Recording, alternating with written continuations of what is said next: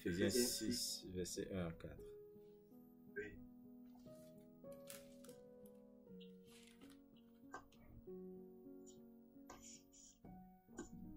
Je lis au nom du Seigneur. Éphésiens 6, verset 1 à 4. Children, obey your parents in the Lord, for this is right. Verse 2. Honor your father and your mother, which is the first commandment, with a promise, so that it may go well with you, and that you may enjoy long life on earth. Verse 4. Father, do not expand your children. Instead, bring them up the training and instruction of the Lord. Alléluia. Amen. Lorsque vous m'avez donné ce passage, c'est comme si c'était pour moi-même. Toute ma vie, j'ai vécu comme ça. Et je ne savais pas comment vivre avec son père. Aucun père qui ne te montre pas ce que tu dois faire. Alors, pour moi, je vivais comment je voulais. Et je ne connaissais pas les paroles de Dieu parce que personne ne me l'a pas appris étant donné qu'un enfant. Ils ne m'ont pas appris que si tu obéis à tes parents, tu auras la vie éternelle. Et si tu fais ce que tes parents te disent, tu vas avoir les promesses de Dieu. Parce que étant donné qu'un enfant, lorsqu'on est né et que on n'a pas nos parents chez nous, on ne se connaît pas, on ne sait rien de la vie déjà. Et alors c'est aux autres personnes qui doivent nous enseigner comment nous grandir. Alors ce genre de choses nous ont liés à des choses que nous-mêmes nous ne connaissions pas, c'était des péchés dans notre vie. On regardait la pornographie, on faisait des mauvaises choses, on faisait du banditisme, on faisait beaucoup de choses. Et tous ces genres de choses, c'est parce que nous ne connaissons pas ce que c'est que de respecter ses parents ou bien de respecter son père. Alors ces genres de choses nous ont amené à que nous pensions que c'était des bonnes choses. Et à chaque fois, on luttait pour devenir plus fort. Parce que nous croyons que devenir plus fort, c'est ce qui est de plus mieux pour un enfant. Alors, là où je rentrais, chaque niveau où je rentrais, c'est soit je deviens plus fort, ou bien je ne laisse pas la place à personne de devenir plus fort plus que moi. Et là où je dois avoir le patient, de savoir que avec le patient, je peux faire ceci, avec ce patient, je peux accomplir beaucoup de choses, je n'arrivais pas à le faire. Parce que pour moi, je n'avais pas aucun père qui pourrait te dire que, oh, regarde, mon enfant, lorsque tu fais ce genre de choses, tu risques de perdre ta vie. Tu n'auras pas la bénédiction de Dieu. Alors donc, quand je lisais le passage, Éphésiens 6, il dit, Children, obey your parents. Enfants, obéis à tes parents. In the Lord, for this is right. Ce qui m'est revenu, c'est que lorsque tu es né et que tu as tes parents, la raison pourquoi la Bible lui est inscrite que l'enfant doit obéir ses parents selon les lois du Seigneur, c'est parce que il sait très bien que lorsque tu es né, tu ne connaîtras rien. Alors tes parents doivent connaître la vérité du Seigneur.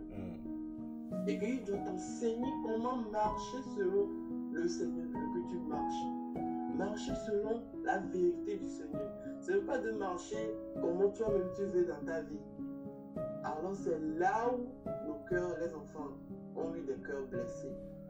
Parce qu'ils n'ont pas aucun parent qui leur dit, regarde, marche comme ça. Regarde, fais ceci comme ça.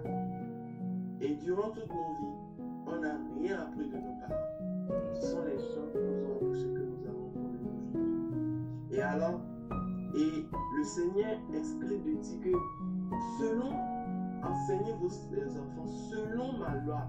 Ce n'est pas à vos propres lois.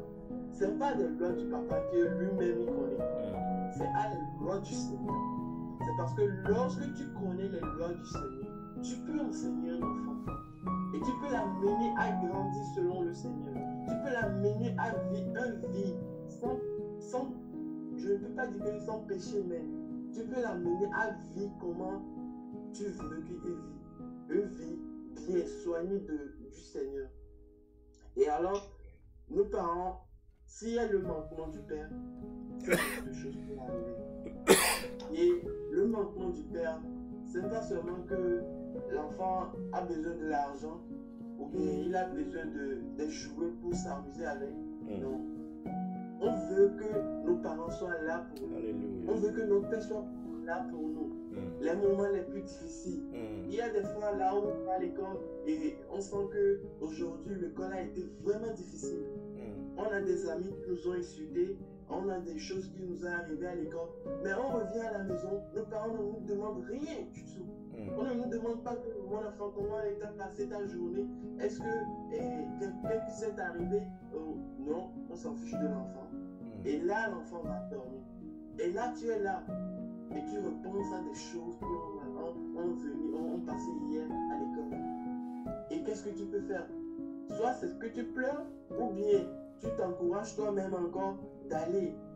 Mais en ce cas-là, l'enfant n'est pas encore à un niveau qui doit lui-même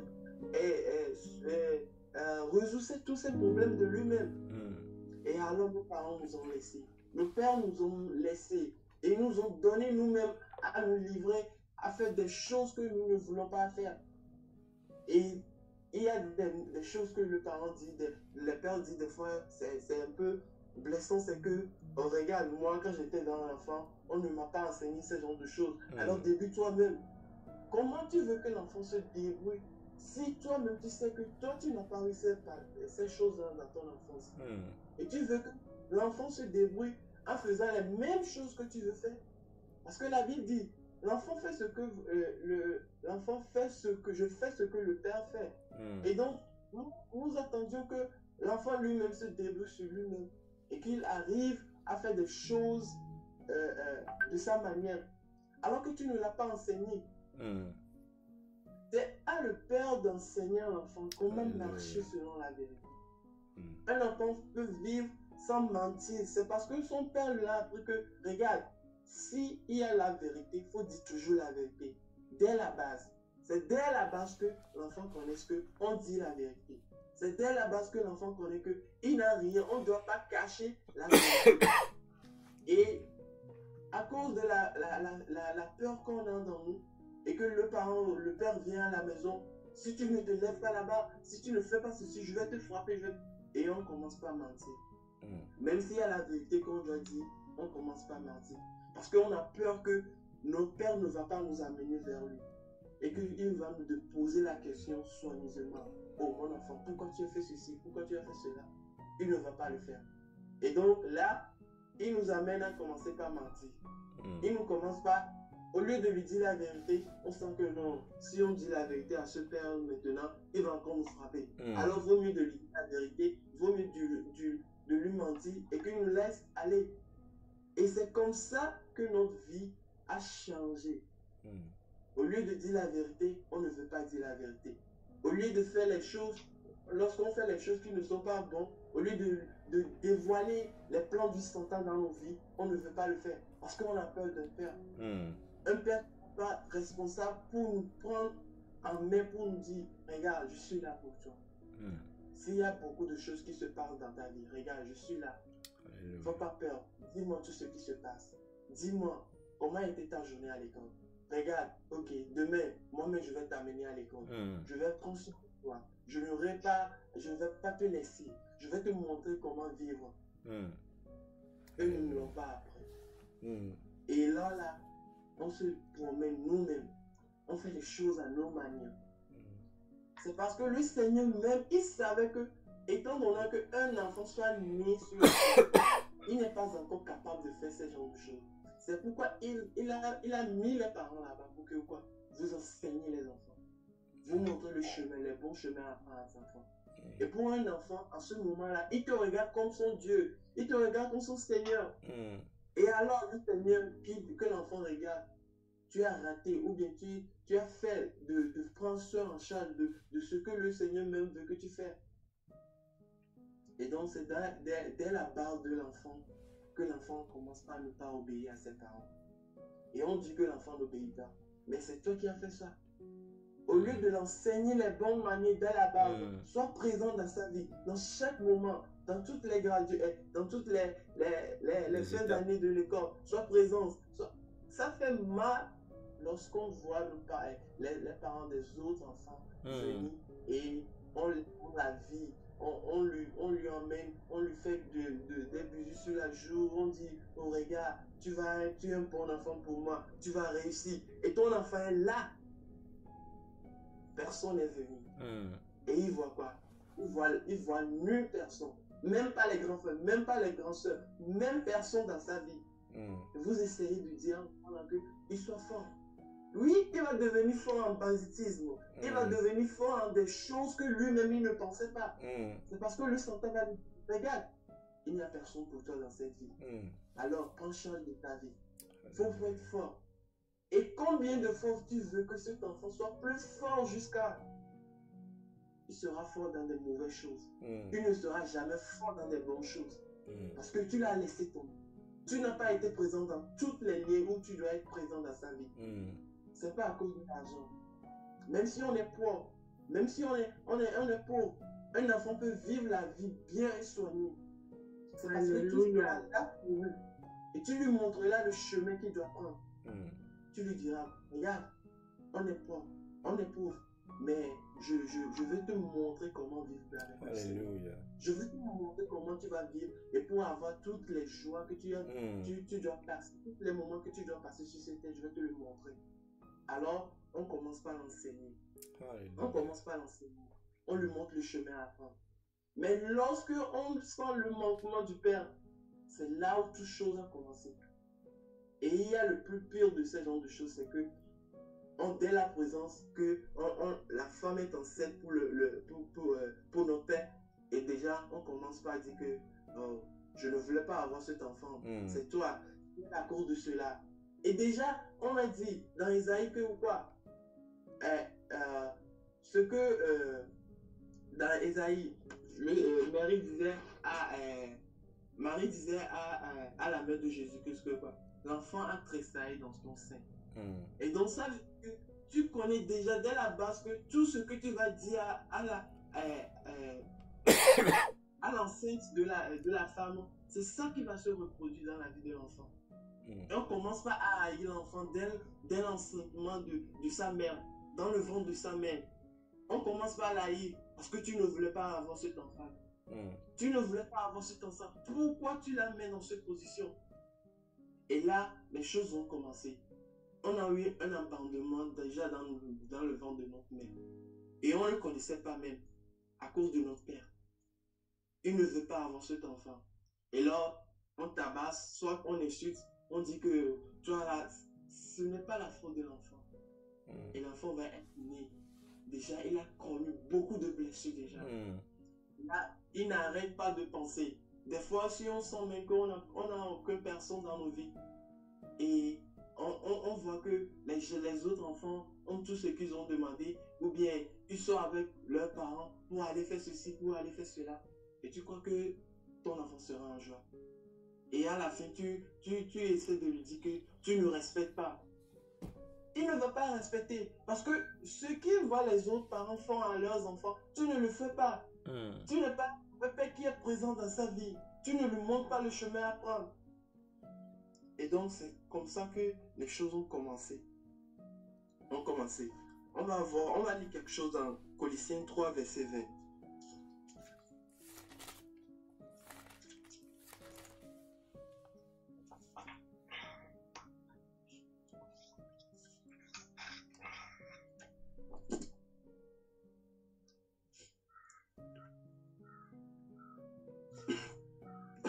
Celui qui a trouvé peut lire. Colossiens 3, verset 20. Enfants, obéissez en toutes choses à vos parents, car cela est agréable dans le Seigneur. Je continue, c'est bon le verset 20. Oui, verset 21. Père, n'irritez pas vos enfants de peur qu'ils ne se découragent. Alors, Éphésiens lui a dit que quoi? Il a dit que, enfants, obéissez à vos parents. Mais à chaque reprise, il revient sur la discipline du père. C'est le père de faire le premier pas. C'est le père de faire le premier pas pour que l'enfant obéisse à ses parents. C'est le père de faire le premier pas que l'enfant doit obéir à ses parents. Alors là, lorsque le père ne fait pas le premier pas, l'enfant ne pourra jamais respecter. Même s'il doit respecter, ça doit venir des autres personnes. Crois-tu qu'une autre personne peut faire grandir ton enfant plus mieux que toi-même? Il ne peut pas le faire.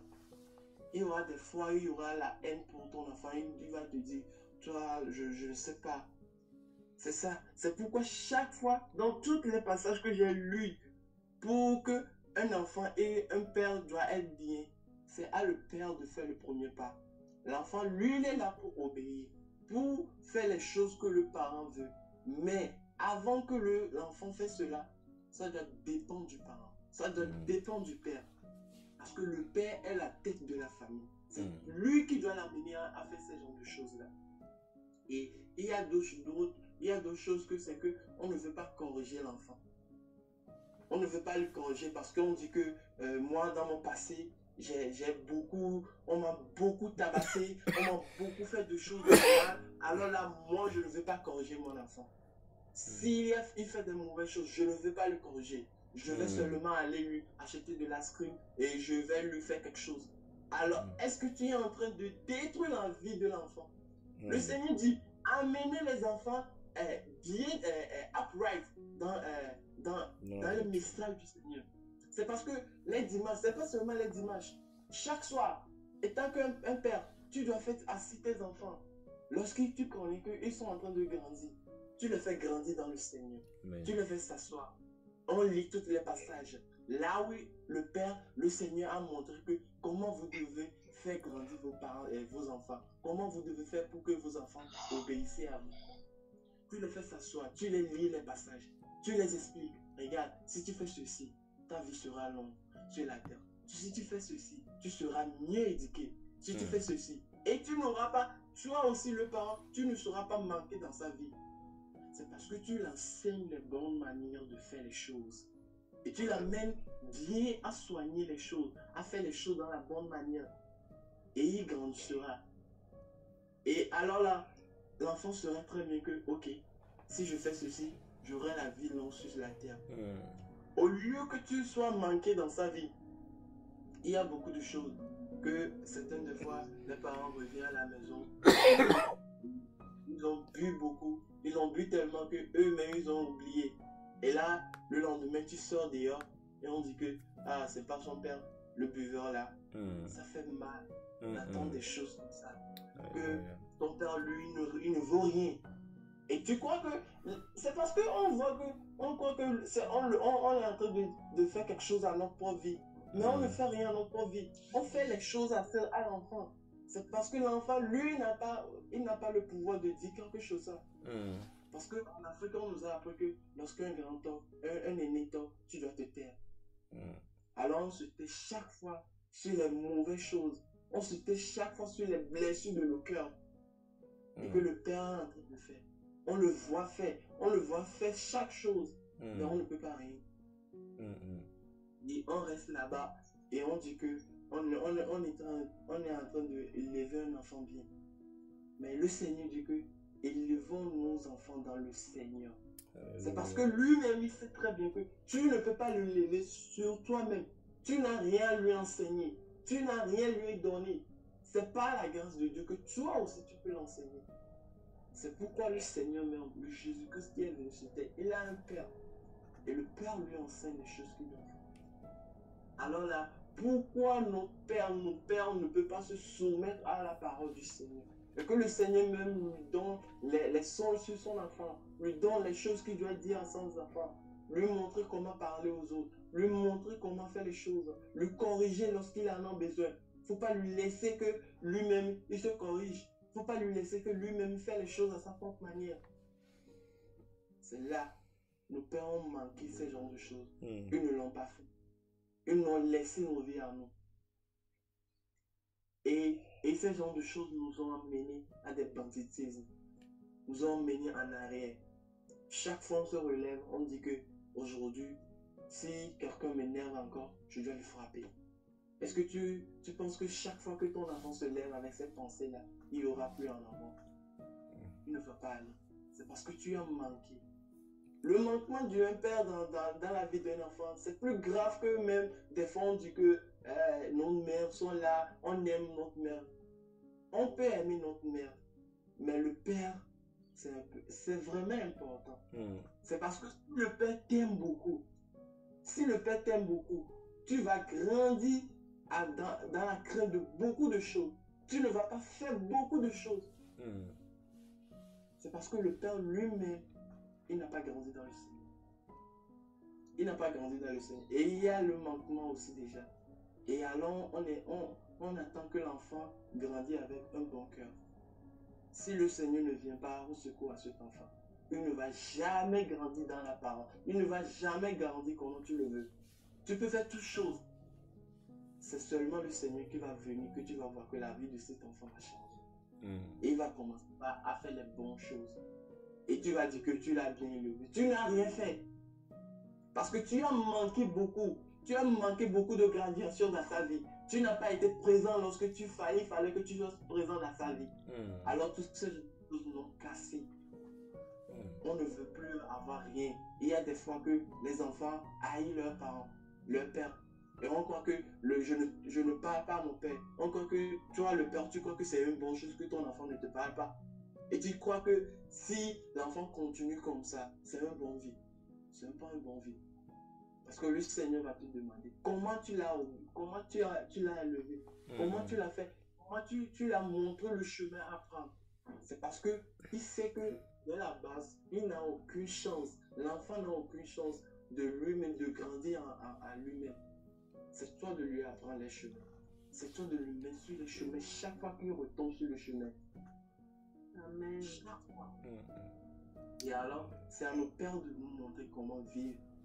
Et si le père veut qu'un enfant l'obéisse, parce que le Seigneur dit, enfant, obéis, c'est ça seulement ce que le Seigneur dit. Obéissez à vos parents. Et même si le père est un bon père, même si des fois l'enfant fait de mauvaises choses et que tu veux lui corriger, ou bien il y a des parents la mère est bon. Lorsque tu corriges ton enfant plus que ce que tu dois lui corriger, les parents vont aller. Si ils s'aiment, ils vont s'aller. Et regarde, ton enfant aujourd'hui, tu l'as beaucoup tabassé. C'est pas bon. Prochainement, il faut le faire comme ça. Et tu vas voir, la famille sera bien unie. C'est parce qu'on manque de ces genres de choses et que aujourd'hui, on te tabasse, le lendemain, la mère n'a pas la parole, ou bien le père n'a pas la parole de dire que comment tu as tabassé cet enfant-là, c'est pas bon. C'est là où certaines fois, on haït nos parents. On haït l'une de nos parents. Et on n'aime qu'une seule enfant, une seule parent. Mais il ne doit pas être comme ça. On doit aimer nos deux parents également. Parce que eux-mêmes, ils font un. Ce n'est pas que l'enfant, la mère fait un, ou bien l'enfant, le père fait un. C'est la mère et le père qui fait un. Alors là, ils nous enseignent les bonnes choses. Alléluia. Ils nous enseignent les bonnes manières de vivre. Lorsque la mère est attachée à l'enfant, et l'autre enfant aussi est attaché à le père. Et donc, ça devient quelque chose de combat. Si tu frappes ton enfant, je frappe ton enfant. Et vous croyez qu'on va grandir dans l'amour, il n'aura pas l'amour dans cette famille. Il n'aura rien comme l'amour. Parce qu'on n'a pas grandi avec une seule voix. On a grandi avec de différentes voix. Et alors là, on commence par faire des mauvaises choses. Et on peut voir ça dans Proverbe 10, verset 1. Proverbe 10, verset 1. Et je lis dans le nom du Seigneur, il dit, a wise son brings joy to his father, but the foolish son brings grief to the mother. C'est parce que le Seigneur lui-même sait. C'est pourquoi il a écrit ça dans Proverbe. Un bon sang amène joie à son père. Si le père l'a bien élevé, il va donner la joie à son père. Et ça, il donne le rendement pour sa mère. C'est parce que le Seigneur même, il sait que si l'enfant grandit avec une seule voix, il va amener la joie à le père. Il va amener la joie à la mère. Mais déjà, on sépare l'enfant. On sépare lui. S'il y a des choses qu'il doit faire, la mère va lui dire, il ne faut pas le faire. Regarde. Et il y a des fois, ce qui nous amène et que nous-mêmes, les enfants ne respectent pas leur père, c'est que ce que les mères disent devant les enfants. Ce que les mères disent devant les enfants. Regarde, ton père qui est celui-là, qu'est-ce qu'il peut te faire? Et ton père là, faut t'inquiète pour lui. Moi-même, je vais prendre soin de toi. Et on manque le respect à nos parents. On commence à manquer le respect à nos pères. Alléluia. Et là, les choses vont commencer déjà dès la base là. Et on dit que, regarde, aujourd'hui, il ne faut pas t'inquiéter pour ton père. Moi, je suis là. Et le lendemain, si la mère la passe, et c'est là que l'enfant ne peut plus aller vers son père, il va rentrer dans les rues. Et lui-même va commencer par chercher. Parce que déjà, ta mère t'a montré que ton père n'est pas une bonne personne. Dès la base, pour un enfant, pour grandir dans le Seigneur, pour qu'il y ait l'amour dans une famille, ça doit commencer dès la présence du premier pas des deux parents de toi. Parce que le père et la mère doivent se choisir bien. Il ne faut pas aller choisir quelqu'un que le lendemain, s'il n'y a pas une autre personne, l'enfant sera têtu ou bien sera quelque chose. Il doit se connaître très bien. C'est parce que la base du mariage doit amener un enfant à grandir bien. C'est parce que il y a le manquement de la base d'un enfant, des parents. L'enfant ne peut pas grandir bien. C'est seulement avec le Seigneur. C'est parce que moi-même, je l'ai connu. Jusqu'à aujourd'hui, il y a des fois que je n'ai pas aimé ma mère. Parce qu'à cause de ce que les gens disaient, je n'ai pas aimé ma mère. Et toutefois dans ma vie, lorsque je connaissais mon père même, il n'y a pas longtemps, il est encore mort. Et là, j'ai eu ce chose-là sur mon cœur que s'il était là, je pleurais chaque fois. Même dans cette semaine, c'est comme si c'est dans cette semaine que je me suis délivré. Parce que le manquement de mon père, je n'ai jamais connu mon père. Et j'ai connu le père encore. Il est mort déjà. Et vous attendez de quoi de moi que mon cœur soit? Qu'est-ce que vous attendez? Et là, le plus pire, c'est que lorsque le père n'est pas là et qu'on te dépose vers quelqu'un et il te maltraite, c'est là tu vas penser que l'enfant je suis devenu réconciliant. C'est parce que je suis mesuré, mon père est mort. J'ai fait une promesse à moi-même. Je ne vais pas pardonner à personne. Parce que je croyais qu'ils ont l'opportunité pour faire que mon père ne pourrait pas mourir. Alors là, moi-même, qu'est-ce que j'ai fait?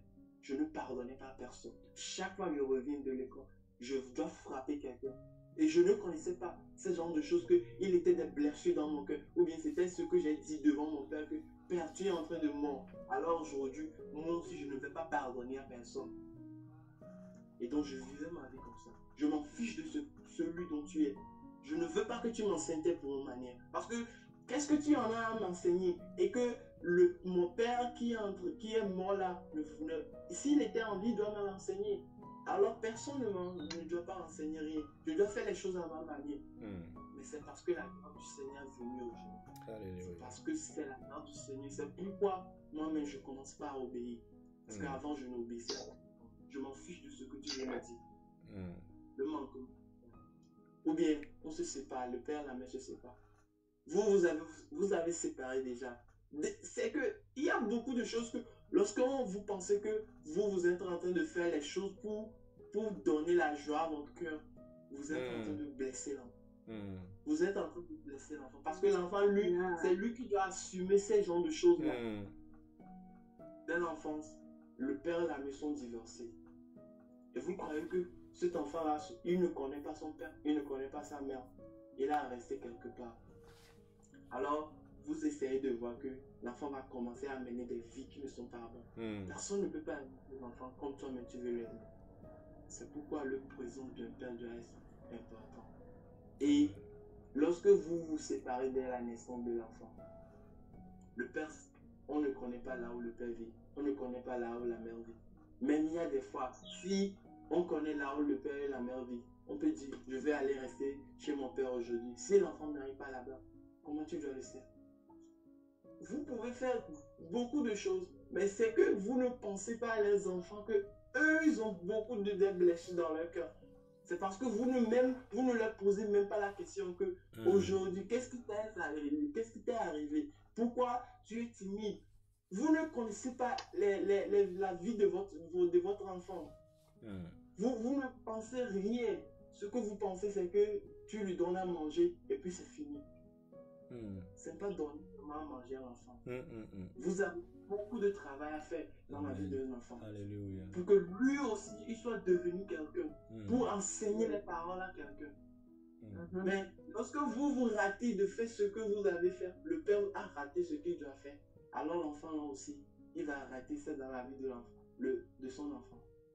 Il va rater ça et ça continue comme ça, de génération en génération. Parce que le père a manqué de faire ceci. Alors là, l'enfant aussi va le manquer. Il n'a rien appris du père. Qu'est-ce qu'il va enseigner à son enfant? Il n'a rien enseigné. Même si il y a des fois, le père doit apprendre à l'enfant comment porter son ami. On n'était pas présent dans tous ces genres de choses. Les petits choses, on n'était pas présent. Et vous croyez que ces petites choses-là, il y a des fois, moi, les gens vont parler de leur père. C'est parce que je ne connais rien de mon père. Alors là, je mens seulement. Je mens seulement. Je mens seulement parce que je n'ai rien appris de mon père. Je n'ai rien compris de mon père. Je ne savais pas ce qui était qu'un père. Alors là, tout ce que je disais, c'était du mensonge. Je continuais toujours à mentir à mes amis. Parce que on vient à l'école le lundi, tout le monde dit, oh, les week-ends, mon père m'a amené vers ceci. Alors là, que ton père t'a pas amené à personne, à aucun endroit. Tu dis quoi, moi, on a beaucoup s'amusé, on a beaucoup de choses. Mais c'était du mensonge. Et ce genre de choses-là, c'est pas parce que tu essaies de dire des mensonges pour te soigner. Ça te blesse dedans. Tu pleures dedans. Tu pleures dedans, tu dis, regarde, leur père leur a fait beaucoup de choses. Et toi, ils ne t'ont rien fait du tout. Tu dois rester là-bas en pleurant en disant que, dans ton passé, tu penses que oui, si seulement le Seigneur pouvait me donner ce père-là. C'est là, on a même déjà haï notre père dans nos conversations. Parce qu'on se dit que, oh, pourquoi tu m'as mis dans cette famille-là? On t'a haï déjà. Et le Seigneur, les mauvais esprits ont écouté ça. Ils ont dit que, cet enfant-là, il n'aime pas ses parents. Alors là, on doit lui montrer le chemin qu'il doit prendre. Il y a beaucoup de fois que j'ai dit que, Seigneur, pourquoi tu m'as mis dans cette famille? Pourquoi tu n'as pas vu d'autres familles pour me mettre dedans? Pourquoi tu ne m'as pas mis dans les familles des autres? Même s'ils font du péché, on leur voit que oui, ils donnent l'amour à leurs enfants. Et nous, on n'a aucun amour. Tout ce qu'on connaissait, c'est d'aller manger. Mais vous ne pensez pas que si vous amenez, on n'est pas intelligent, un enfant n'est pas intelligent, et que le père s'assoit, l'enseigne, que lire, fais ceci, fais cela, l'enfant va devenir intelligent. Amen. Chaque fois, et il y a une autre fois aussi, on te compare, on vous compare. On compare les enfants. Et regarde ton frère, il est intelligent, toi tu n'es pas intelligent. Oh, toi là, tu ne vas jamais intelligent. Et chaque fois, tu lui dis que tu ne vas être jamais intelligent, mais tu attends qu'il soit intelligent. Tu l'as maudit et tu l'entends encore toujours qu'il soit intelligent. Comment il va-t-il être intelligent si tu lui maudis chaque fois dans sa vie? Et on regarde l'autre frère qui grandit, qui fait des bonnes choses. On dit, toi là, tu es inutile dans notre famille. Il sera toujours inutile. Il ne va jamais avoir le pensée de changer parce que la personne qui doit l'aimer, qui doit lui montrer le vrai amour, lui déjà lui dit, toi tu ne vaux rien dans notre famille. Je ne sais même pas qui t'a donné amour. Les pères vont jusqu'à dire ce genre de choses à leurs enfants. Je ne sais pas. Moi, je ne sais pas, c'est pas moi. Toi, tu ne viens pas de mon sang. Tu ne viens pas de mon sperme. Ça, là, c'est pour ta mère. Il faut aller chercher ton père. Lui, il va aller chercher son père. Et lorsqu'il cherche son père, il vient te tuer à la maison une fois. Tu dis que, oh, cet enfant-là, je l'avais dit déjà, il n'est pas un bon enfant. Mais c'est toi qui lui as dit d'aller chercher son père. Alors lui aussi, il est parti chercher son père. Le manquement de père peut causer beaucoup de dégâts dans la vie d'un enfant.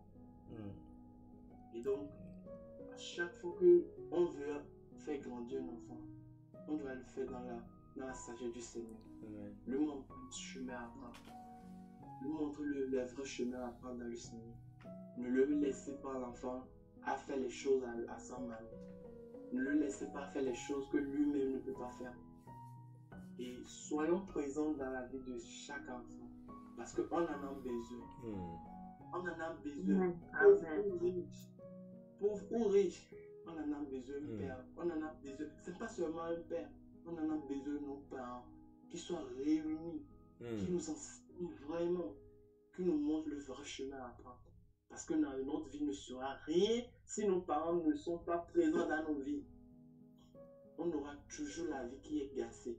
On aura toujours la vie pas être en joie. On ne sera toujours jamais en joie. Si un père mort dans la vie d'un enfant et que l'enfant n'a pas grandi avec les bonnes choses, l'enfant sera toujours un bandit.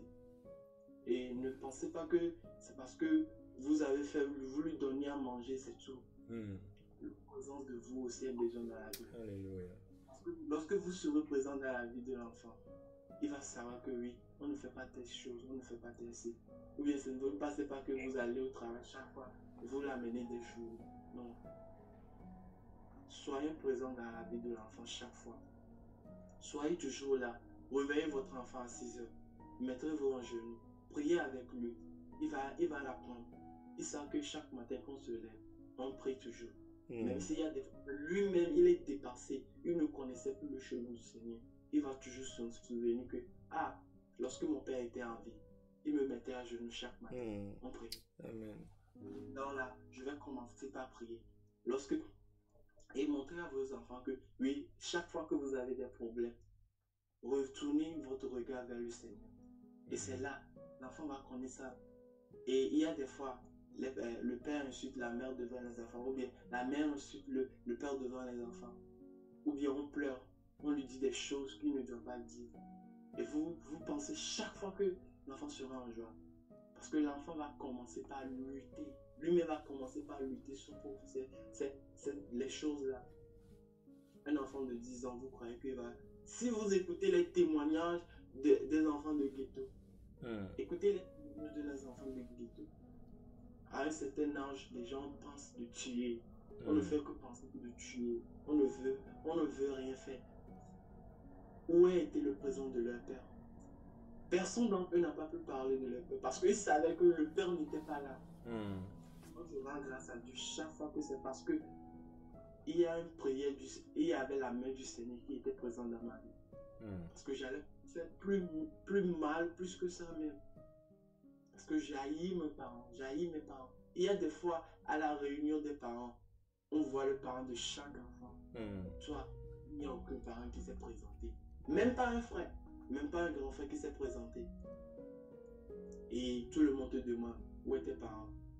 Alors là, on va prendre le mensonge. Si on ne prend pas le mensonge, on se dit, oh regarde, ma tante voulait venir, mais il n'a pas pu venir. Alors là, on commence par faire des choses. Et vous croyez que l'enfant sera toujours en joie. Je ne serai jamais en joie. Je ne serai pas en paix. Et ces genres de choses m'ont amené à haïr mes parents. J'ai eu la honte de mes parents. Je ne veux pas les voir. Je ne veux pas voir mon père parce que je ne veux pas voir rien de eux parce que je sais très bien qu'ils ne seront jamais présents dans ma vie. Lorsque j'ai besoin d'eux, ils ne seront jamais présents. Alors là, moi, je vais faire les choses à ma manière. On laisse toutes choses. On fait les choses à ma propre manière. On se nourrit, on se fait des choses. Jusqu'à aujourd'hui, personne ne me demande pourquoi chaque fois tu aimes être seul. C'est parce que je ne connaissais rien du comment vivre avec mes parents ou bien comment ce que je dois dire à mon père, à ma mère. Je ne connaissais pas. Parce que qu'est-ce que j'en ai dit?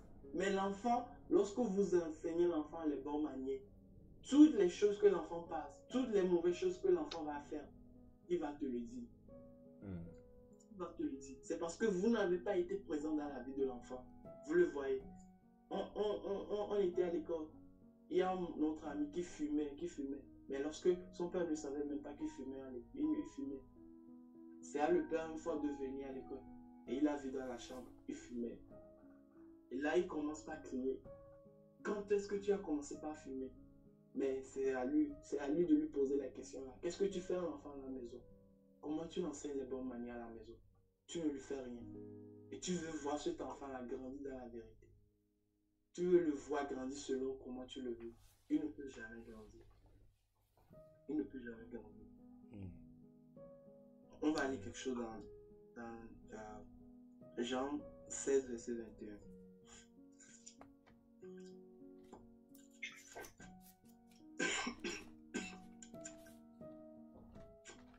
Celui qui a vu ça peut lire ça.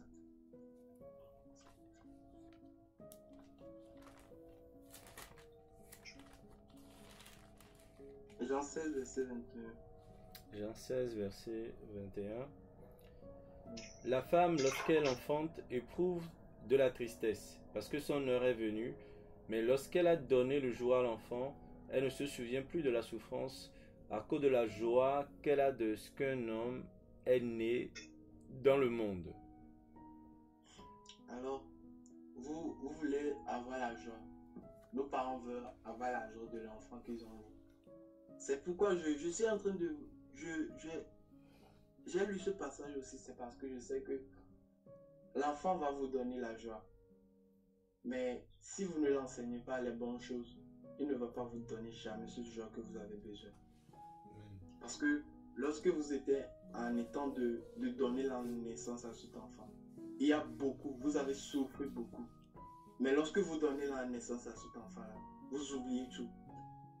Et c'est de la même manière, si vous n'enseignez pas les bonnes choses à cet enfant-là, vous pouvez donner la naissance à cet enfant, mais il va faire des choses plus pires que comment vous l'avez amené à la vie même.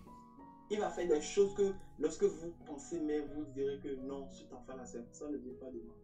C'est parce que vous n'avez pas éduqué cet enfant-là bien. Alors là, il va faire des mauvaises choses. Et donc, à chaque fois, c'est à nos parents, à nos pères, de prendre bien soin de ces enfants-là. Pour qu'ils puissent avoir une vie soignée du Seigneur. Ils puissent avoir une vie de la vérité. C'est ce que j'ai à dire ce matin. Que le Seigneur nous aide à éduquer nos enfants dans la parole du Seigneur. Et que chaque fois que nous pensions que nos enfants ne font pas les bien choses, appelons-les, asseyons-les à côté de nous, demandons-les s'amuser avec les enfants, demandez-leur comment la journée a été, demandez-leur comment ils ont fait les choses, pour que vous connaissiez les choses cachées dans la vie de ces enfants-là. Vous connaissez les choses qui sont cachées, les choses qu'ils souffrent. Parce qu'on souffre beaucoup de choses, mais on risque de le dire. Parce qu'on n'a personne. Alors là, on va commencer par faire les choses à notre manière. Donc, essayez de s'approcher de vos enfants. Amenez-les, faites sortir les enfants. Demandez-les comment tu veux que tu fais, comment tu veux faire ceci, comment. Et demandez, ils vont vous dire toutes choses qui se passent dans leur vie. Amen. Amen. Amen. Merci Seigneur. Amen. Merci Seigneur, que Dieu soit béni.